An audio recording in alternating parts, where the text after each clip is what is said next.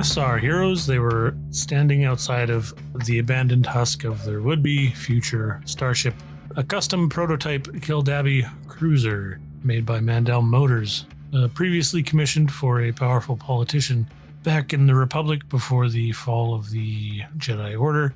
This cruiser was one of a kind, designed for long-distance travel, while being in the lap of luxury. After years of being abandoned in the swamps of Nal Hutta, most of that luxury had deteriorated, but the hull remained intact. It would take almost every credit of the 3.5 million reward in order to restore it. The camera slowly pans out, and we can see the reconstruction of this Kildabby cruiser. In almost an accelerated pace, bodies quickly move about the hangar bay. Parts get stripped and replaced. The hull gets scrubbed and brushed, cleaned and painted, and slowly but surely the blocky yet rounded edges of the cruiser begin to see new life with a fresh coat of paint. So on the topic of paint, what does it look like on the outside? What color have you guys painted this thing? Okay, well, Grix has kind of had like an idea of like a dark Durasteel gray with lime or orange accent colors, but it's just what Grix was thinking. I like it. How about everyone else? What do you think? I think this kind of falls into how we want, like what color is our logo? Do we have a logo yet? Have we even considered that? I think our logo should be like a nice kind of like neon or like holographic orange. I like the orange. Yeah, big time. And tasteful lime. Nothing flashy, nothing extravagant, nothing that can say that ship right there is full of a bunch of people who are going to go around the galaxy killing people. Orange and lime? It just as accent though, you know, like piping kind of thing. Go for more of like a dark blue line, to be honest. Just to kind of keep it down to a more neutral. I can like dark blue. That sounds good.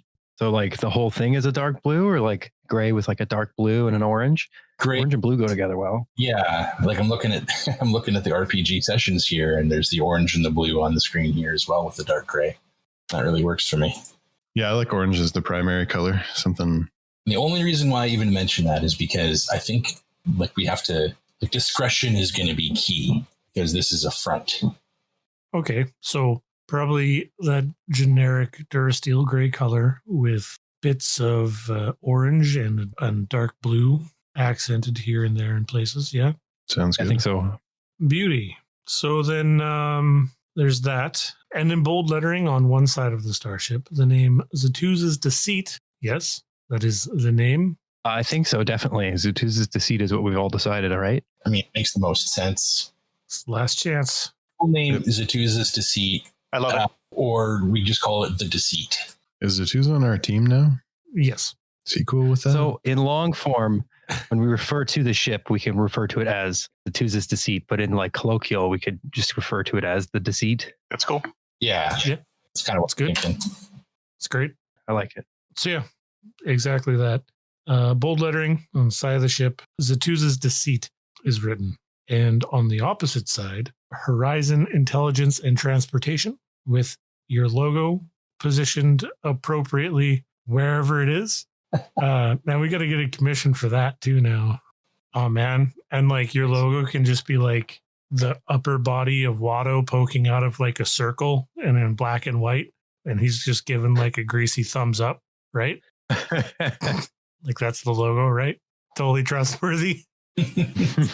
All right. Well, anyway, 3 years time pass as we watch the reconstruction of the Kildabby cruiser, and the camera zooms in all the way into the interior of Zatuza's Deceit. Inside, everything is just as new as the exterior. How about inside? What colors are we looking at in here? What kind of aesthetic have you gone for? Are you trying to keep up with that luxury appearance that it would have originally had? Or have you gone for something a little more industrial or utilitarian? What do you guys think? Professional. At least in the areas where we're going to be entertaining clientele. Beautiful, yeah. So you have a whole area kind of partitioned off. specifically for clients or passengers that would be aboard. Would we have a different section for the different types of jobs we do? Like, would there be a bounty hunting section that's got like some kills on the wall, people in some carbonite areas, or a section for cargo runs? I think that would largely depend on what you use as the front of your operation, I suppose. Oh, we've got to have some VIP cabins and like a conference room. Oh, absolutely. That's enough for the business side, I would think, right? Like formality wise. Mm-hmm. I think a lot of like the other rooms that are naturally in the ship, like the armory might be more of a bounty hunting zone, and the hangar bay might be more of a cargo zone. You could kind of like notch those things you were saying, Patrick, into those places. Perfect. Yeah, I think we would probably strip it back from like luxury level overall and go for a good level of like utilitarian, but still clean and simple. Comfortable utilitarian. The areas where we'd have like prospective, clients would be nice still, but but we'd put like all our good stuff in those areas, and the rest of the ship would be kind of like more basic, minimalist. Awesome. Like a rec room for our crew. Yeah, we need a name for our crew, like our 10 forward. On a 10 forward, do we have a bartender? What was that poor droid's name? Oh, which one? The one we bartender accidentally droid that got taken out. EV2F2. Lord will never forget EV2F2. I think if you wanted to, you could even have salvaged EV2F2 from the Gilded Peacock because you had reclaimed that vessel. It's true. Likewise, it probably would have also been stripped for parts in order to repair the Keldabi. Yeah, I like that idea. Maybe Laird spends a little bit too much money fixing up EV as the bartender. Yeah. He knows to serve Laird the top shelf stuff all the time now. Yep. Is that what we say now? It's like, hey, I'm going to go see Evie. You want to come hang out? Like, you're going to the bar? Oh, the bar is called the Eavesdrop. Nice. Because when you go to Eves, you usually drop. I love how every single element of this ship and this company is like just kind of like hints at what we actually do, like Horizon information and transportation. We're the hitmen. Eavesdrop, we're a bunch of spies. Love it. It's great. Okay. So I've been looking at some ideas for what Berkin's personal quarters looks like. Mm-hmm. And I think I've kind of settled on like sparse, like very minimalist. So there's like a bed that's kind of, compartmentalized in the wall, leaving the floor area as open as possible so he can practice his force kata or whatnot. Or, there's a kind of like padding on the floor or whatnot, like just a meditation area. There's a small like table that's got, I don't know, maybe some candles and some holographs or, something on there just to kind of like hone the mind or whatnot. Maybe even like there's a little sofa. And also there's going to be kind of a Nook style library, like a shelving unit that has different books, different texts, and just other things, some from his home galaxy that he's acquired and brought with him, others that he's kind of like scrounged in the, over the past 3 years that he's found interesting. So that's pretty much about it. There's not a lot in there. Maybe a wardrobe as well for his clothing. Cool. Good to know. I'll have to take that little clip and put it later on in the episode. Sorry, I thought we were still describing the ship. Wasn't quite there, but we're getting there. So, Grix Vondair, former captain of the River's Edge and current captain of Zatuza's Deceit. Over the last 3 years, you were forced to part ways with the River's Edge, using it as salvage, as some of its components were necessary for the reconstruction of the Keldabi. Where are you? What are you doing? And what do you look like? Okay.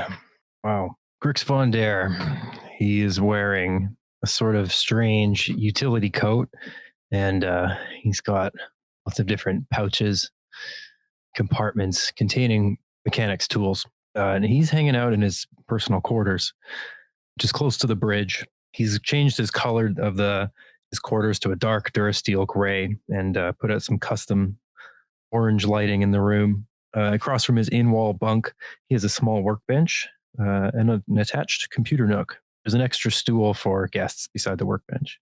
Hanging above Grix's workbench, there's a star calendar with some artful pictures of Deveronian lady mechanics and technicians.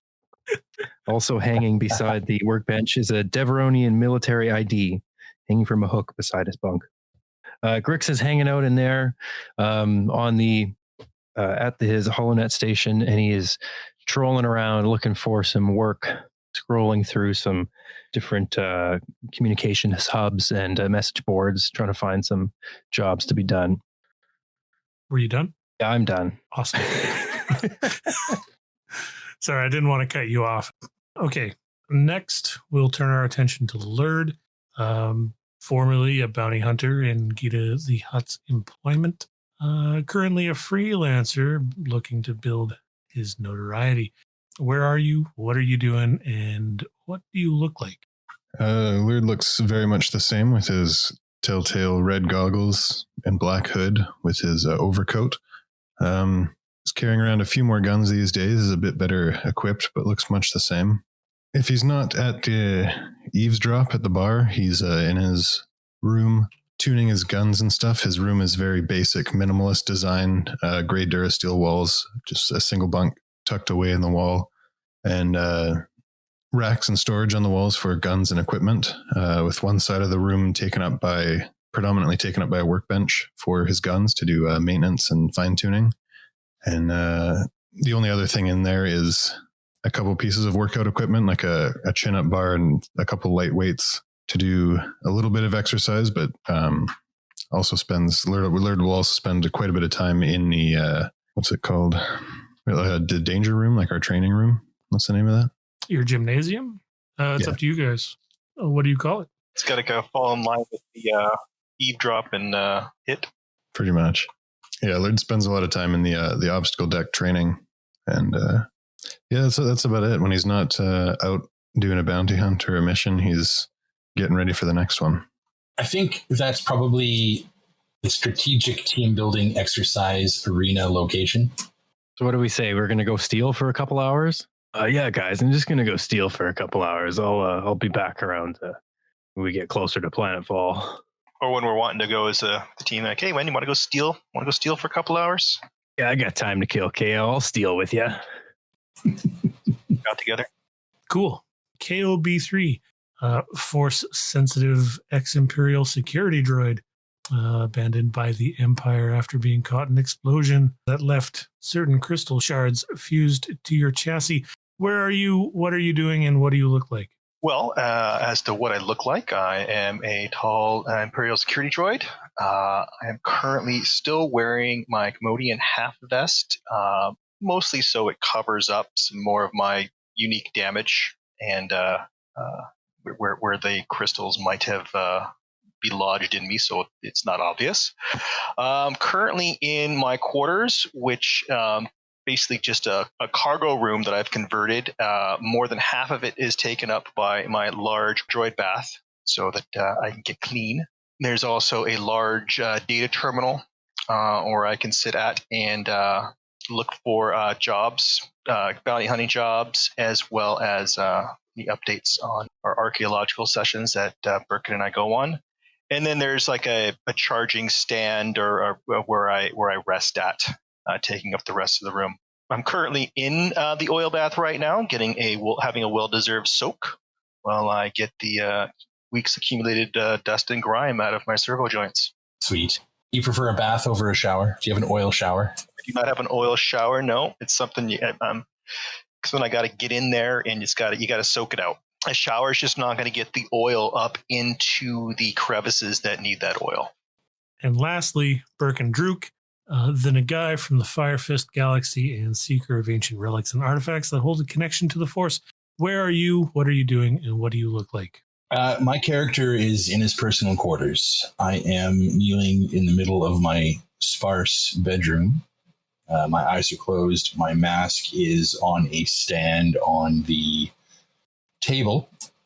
I'm wearing my standard gear, which is kind of a jet black headpiece that shows my hair and is currently showing my face. The mask kind of slots onto it there for when we're out and about. I'm wearing kind of a sleeveless kind of Jedi robes that's belted at the waist. It has a high collar that my chin is kind of like tucked into a little bit as my eyes are closed. Now I'm just in my room. I'm kneeling. I'm meditating. My mask is currently off, and you can see kind of like a small crease. Like I frown a little bit as I hear the ruckus coming from the exercise arena, and it's harshing my meditation. So I think at this point I'm going to open my eyes, reach out for my mask, slot it in place, and just leave the room, start heading toward the arena. You want like a full description of my character? Okay, so there you all are aboard the starship. The reconstruction has been completed for less than a week. Zatuza's Deceit has been in orbit above Nal Hutta for 2 days now. There is merely a skeleton crew aboard, as that is all you guys have ever had.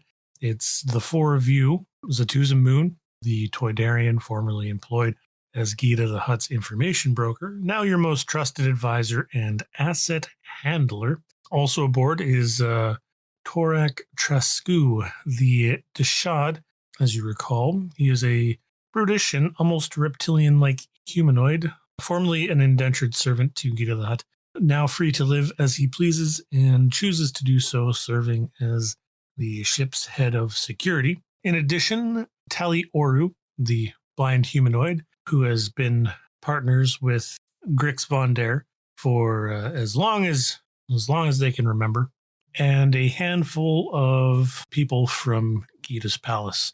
It started out as 8, and over the course of the 3 years has dwindled down to 4, which leaves a total of 11 crew members aboard. Currently, everyone aboard has been working tirelessly to make sure that every component is working correctly. There's no breaches in the hull, and just discussing where to go as your first destination. So you all are in the locations that you have mentioned, doing the various things that you have mentioned. When Zatuza comes over the intercom and says, "Greetings, everyone. Good morning. If everyone could come down to..." Okay, what is the name of the briefing room? Shit, that's a big question. What does this do? What is this room? What are its functions? It is the briefing room. It is where the team members go to be briefed on any mission that might be coming up, or potential missions that you could choose from, or that sort of thing, or debrief on any mission you're coming back from, or discuss anything. You work an office job, those boring meetings that you go to that largely don't accomplish anything, and it's usually like around a big stupid table. Yeah, like those meetings, but more useful. Okay, hear me out. I'm hearing nothing. Just typing it out. We have to hear with our eyes in this case. Well, how's Tally gonna hear this, man? The surveillance, tracking, and briefing room. I love it. Stabber? The stab room. Yeah, everyone meet up at Stab.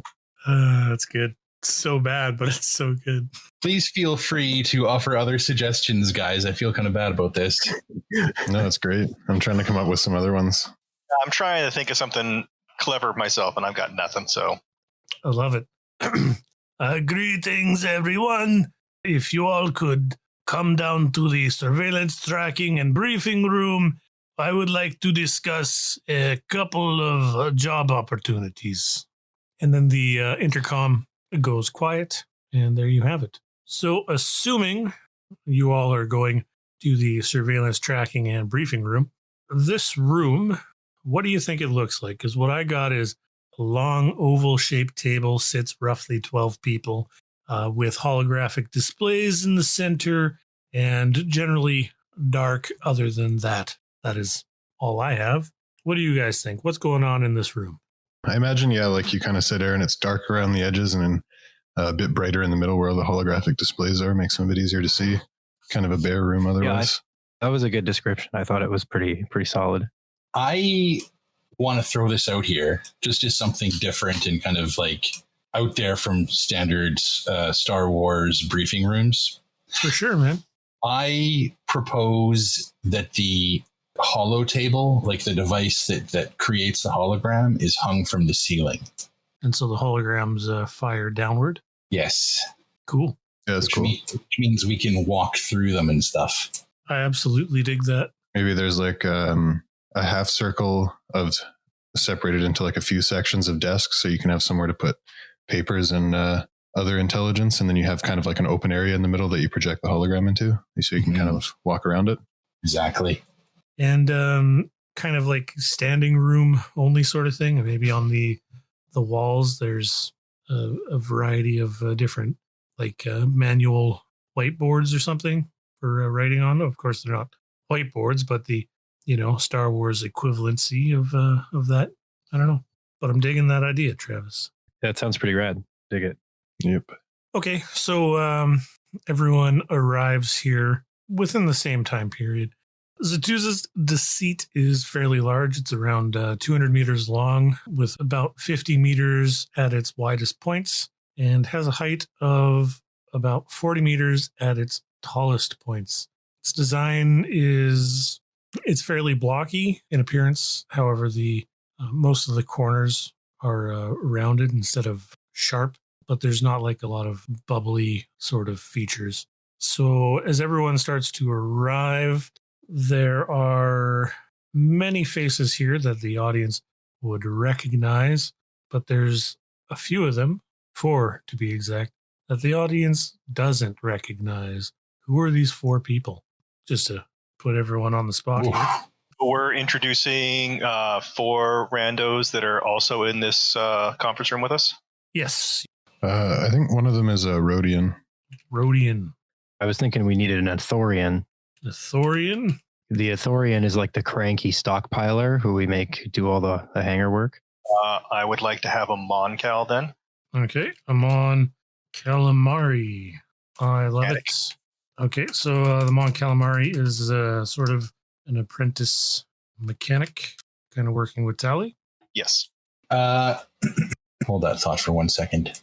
Sure. So far we got a Rhodian and an Athorian who is a cranky stock boy. He manages kind of the cargo bay. Let's call him a provisions officer.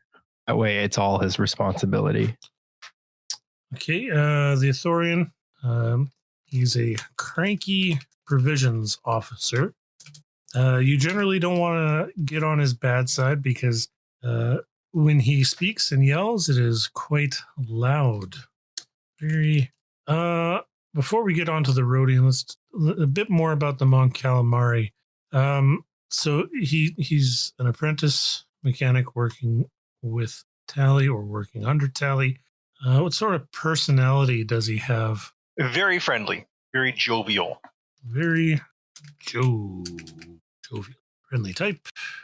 Like, hey, how's it going, guys? Nice to meet you. What you been up to? Killing again, eh? Good bounty hunting work, that is. Super positive. Yeah. Super positive yes man sort of thing, you think? Kind of. Yes, but not in like a condescending way. Like he's happy to be part of the hit squad, hit team. He likes to be here and he appreciates what we're doing and he likes, he's happy with his job. He's all in as a hitman. Yes. But yeah, like a yes man, but not in like a facetious way. Like he's legitimately jazzed. And to clarify, that is capital H period, capital I period, capital T period. Hitman. Yeah, and maybe he has aspirations of one day, joining the upper echelons here. I love it. That is great.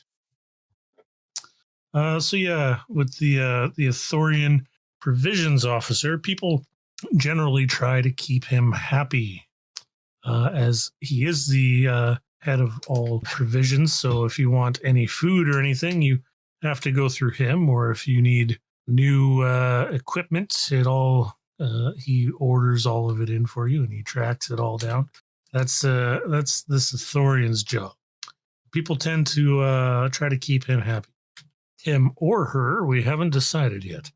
I think the Athorian is also like a dirty criminal too at heart. Like he's like, you get the new XT528 power cell, 6% more deadly.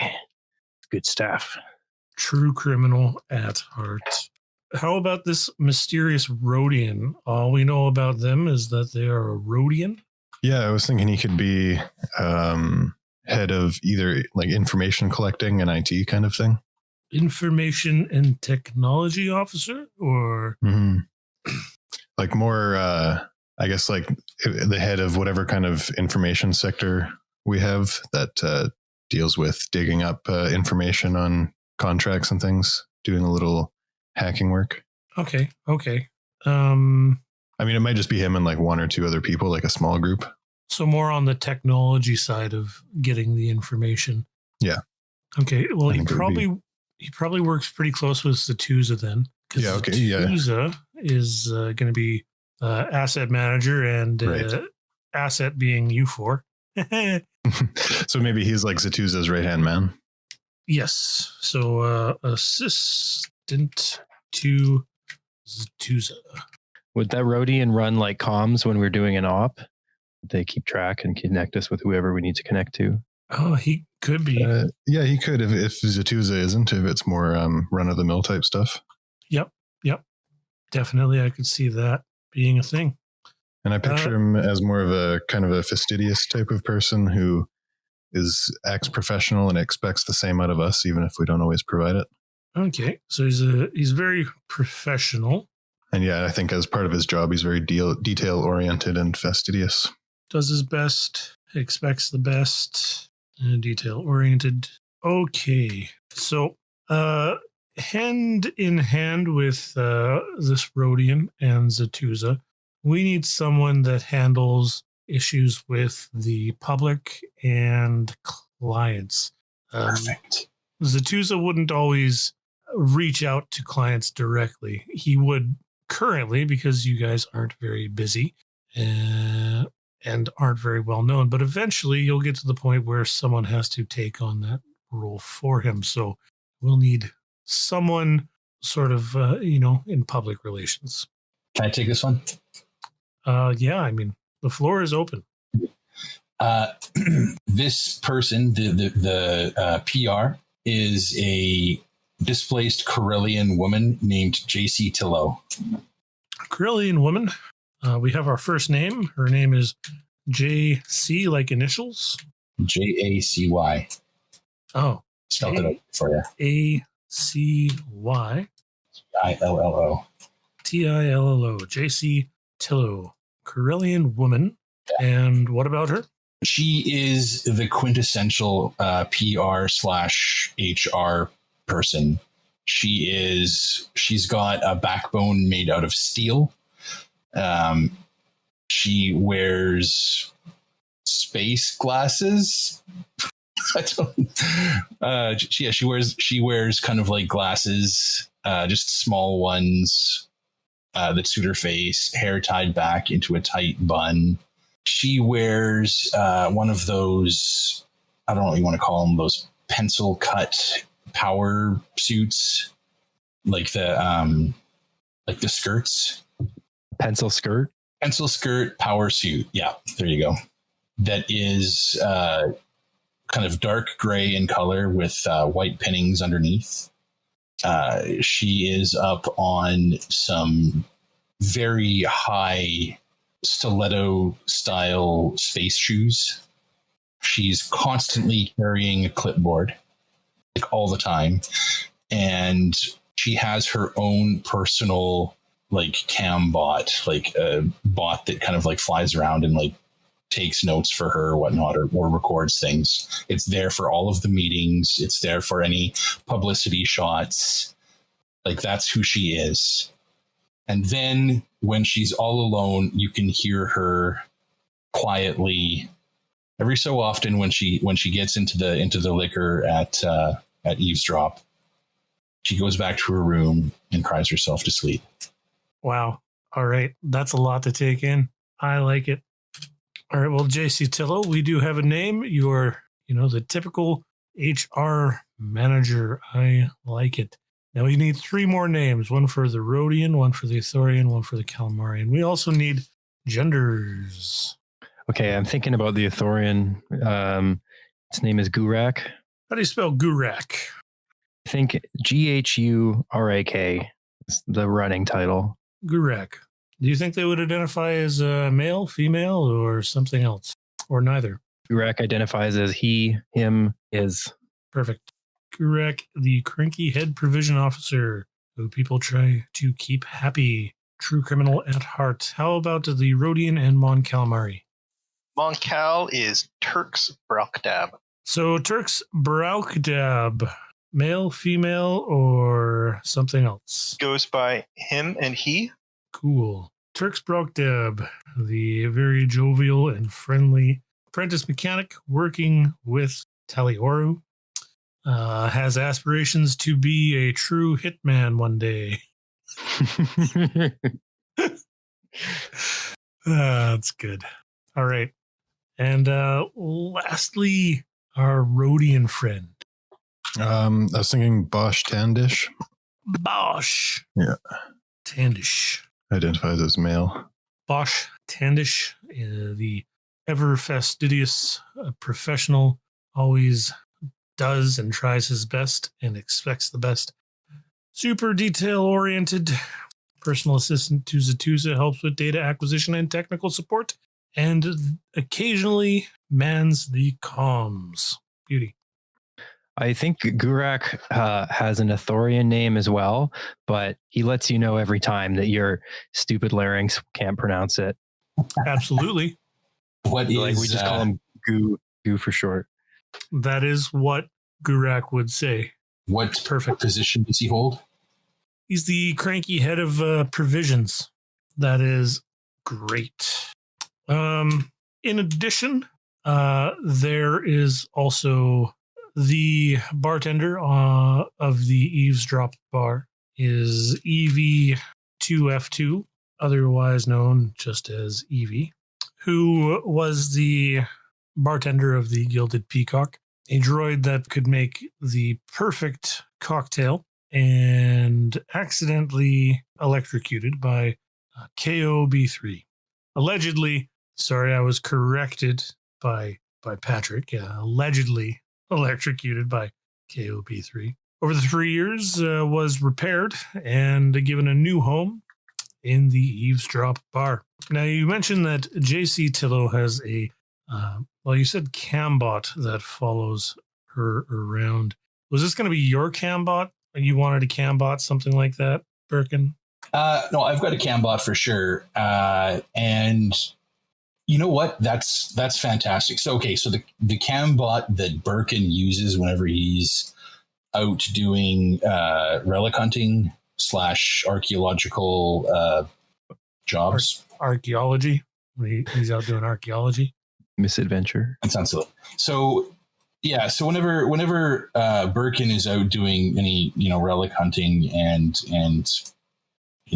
tracking down information leading to different archaeological sites, he's got JC's Cambot with him, because at all times, we need to make sure that we are covering our ass to avoid litigation.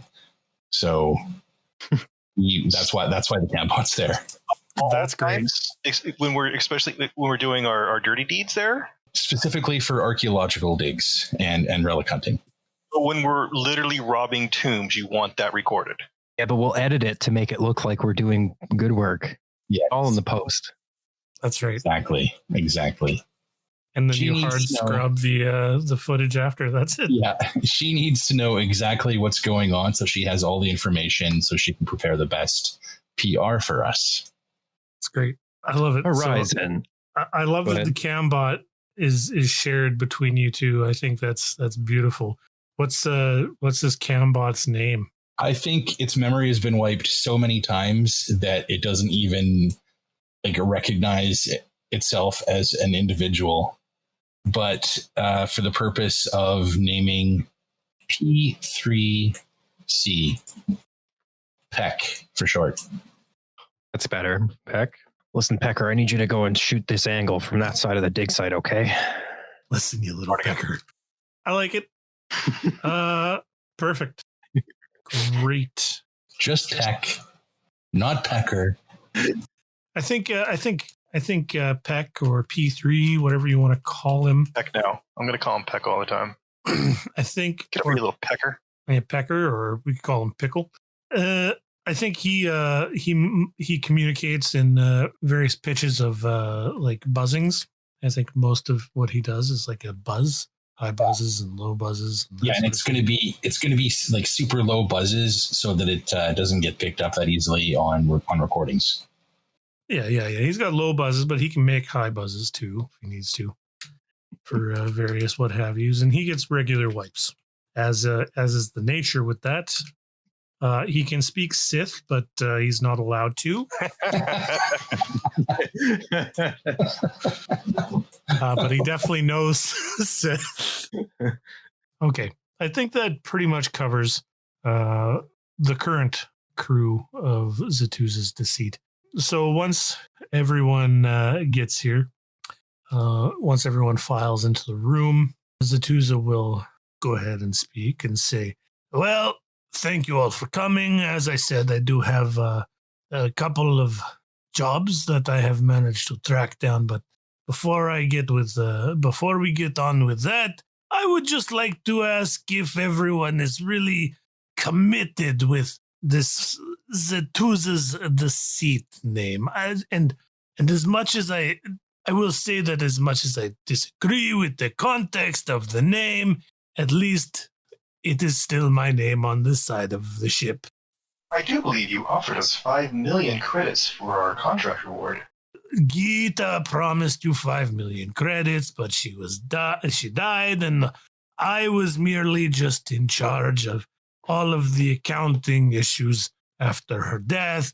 But if that is really what you're set on, it is fine, I suppose.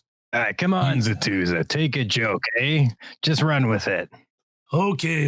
Very well, then. So, Ship named after yourself. That's quite a lucky thing indeed.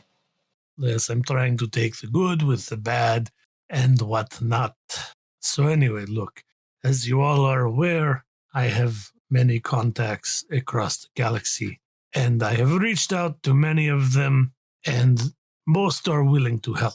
However, many of the guilds don't want much to do with us right now. It seems, apparently, despite our friendly relationship with Jabba, we are still considered high profile right now. Apparently, as it turns out, having two hot crime lords die while you were, working for them or near them, whatever you want to say, it brings somewhat of a bad reputation. So in addition to rebuilding the reputation that we don't even currently have yet, I have managed to get 2 jobs lined up regardless. And that's why we keep you with us. Well, Nice work, Z. my name is on the side of the ship, eh? You are a fine manager. Okay, look, I have the 2 jobs. I'm going to go over to both of them, and then we can discuss which one seems more interesting. I have my opinion, but I will save it for last. So the first job is for a client on Kashyyyk.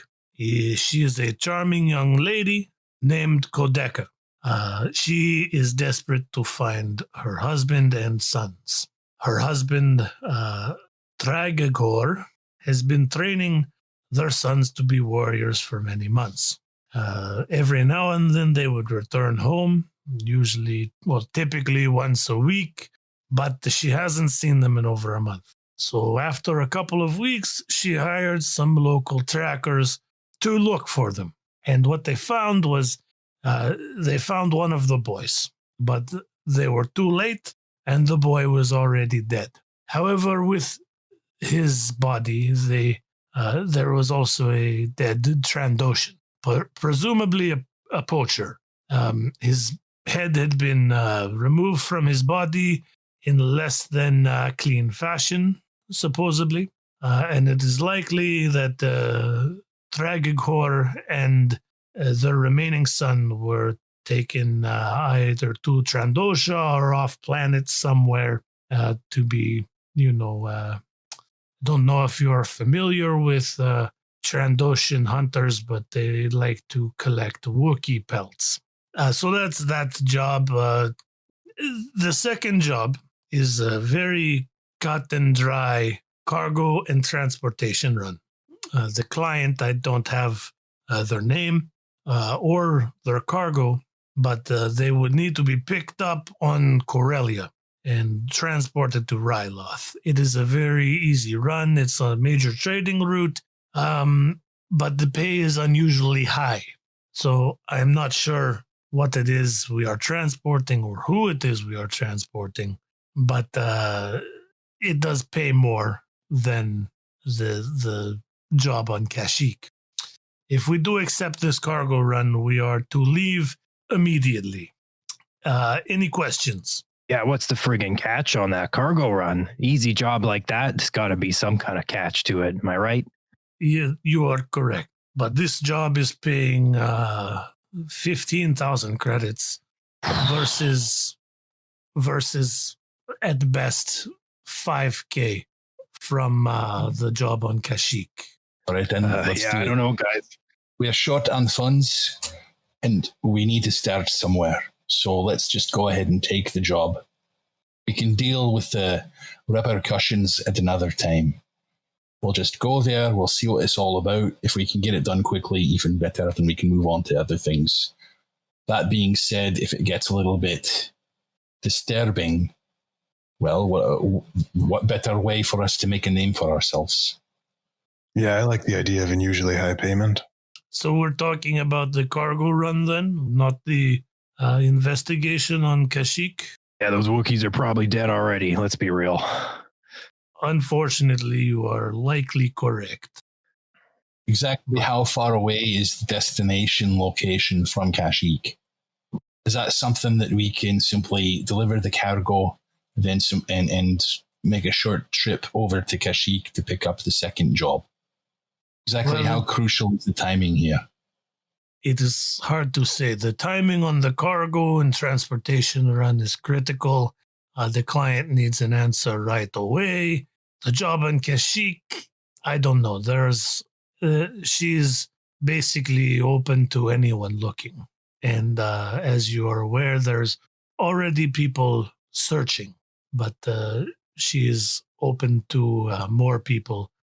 With people who return with the final judgment or final news, if you will, or return with her husband and remaining son to be the ones that receive the credits, that sort of thing. First come, first serve, how you say, sort of deal. So exactly what kind of shipment are we dealing with here? Okay, you don't care about Kashyyyk. I understand dropping that entirely. The shipment, I do not know about the shipment and that we will be required to transport. I have no idea. I don't even know who the client is. All I know is it's an easy job and it pays very well. Also, keep in mind that these were the only two jobs that I could scrounge up, and no one really wants to work with us right now. So keep that in mind when trying to decide if you want to take this job. Zatuza, you know me. If this turns out to be a drug run, I'm going to be very disappointed. to the point of I'm going to space the freaking drug containers, all right? Well, if it's drugs, I think it largely depends on what the drug is and the implications of said drug, but KO is in the I would background. agree, depending. KO's in the background giving Zatuza a shake of the head and like a wink, indicating that we will not be spacing the drugs. It'll be fine. Zatuza's nodding along with that as he's speaking. Listen, this buyer, he needs a job done fast, right? He's willing to part with a lot of credits to just get it done quick. He's going to hit us with a surprise. It's going to be the nature of the request, right? So we hit him back with it's going to be an extra 2.5K to get the job done. You know what I mean? This guy needs some shipment done now. I don't know what his cargo is, but it's a good chance for some serious cred for us. Yeah, and he clearly has the cred. I agree. I think whatever we are walking into here, it is not worth the risk, if you so to speak, and we demand more credits, is what it comes to. He says 15, we come at 25, and we see where we land, yeah? Yeah, that's the good business practice we're thinking about here. I'm on board with this decision. Let's do it. Realistically, the cargo, whoever the client is, it's likely to be either drugs, as Berkin mentioned.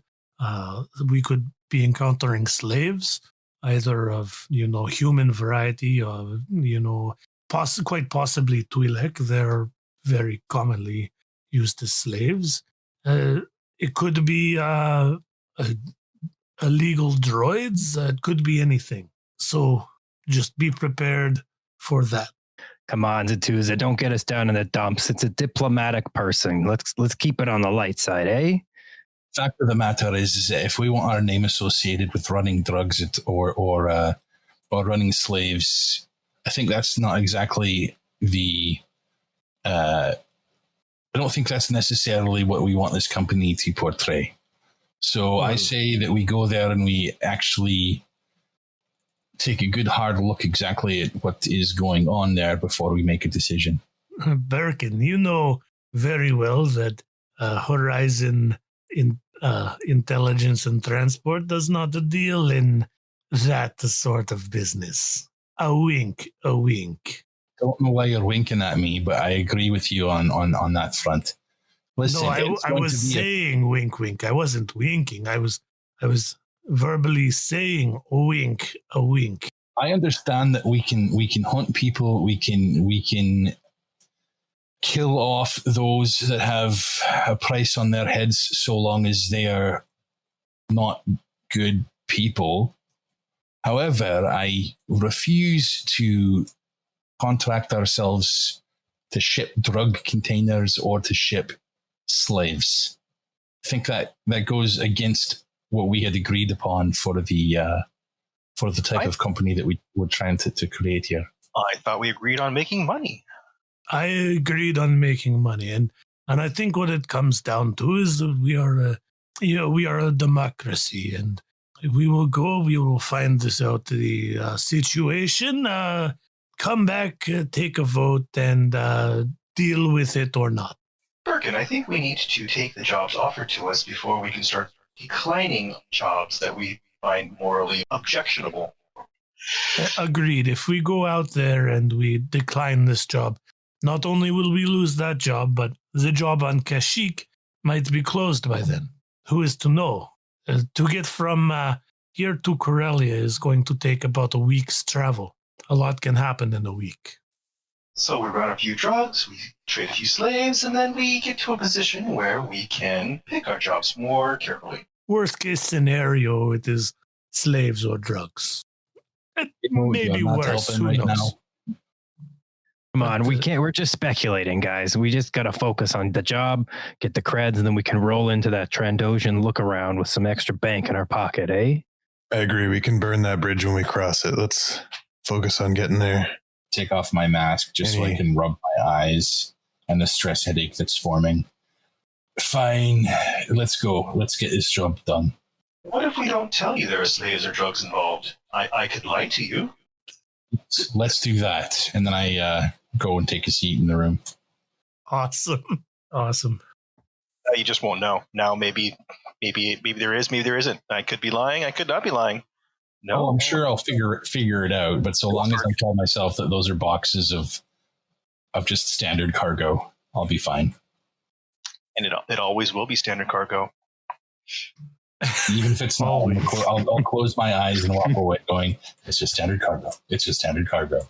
So if we're going to take the cargo run, I have to make the call, tell the client that we accept, tell the guild that we accept, and then Grix, we will need to leave immediately. Yeah, copy that, Zatuza. I'll head up to the bridge and plot in a course for Corellia. You get Bosch to fill me in the details when you contact the buyer. Drop in, folks. We're on our way. Excellent. What's the time? What's the era we're running in right now? This is 9 BBY.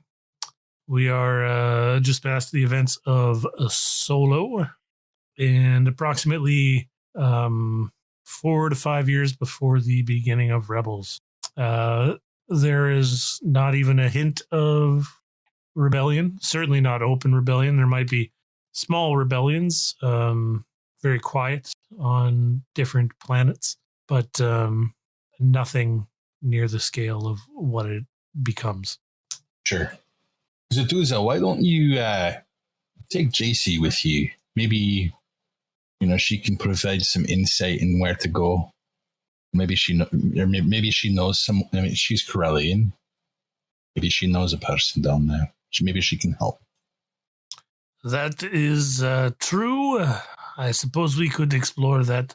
JC, I suppose I will take a moment of your busy schedule and we'll have a little chat. And they go off to have that little discussion. Everyone takes up their posts aboard Zatuza's Deceit, and Grix engages the hyperdrives, and the Kildabby cruiser streaks off into hyperspeed. Yeah, that's the one.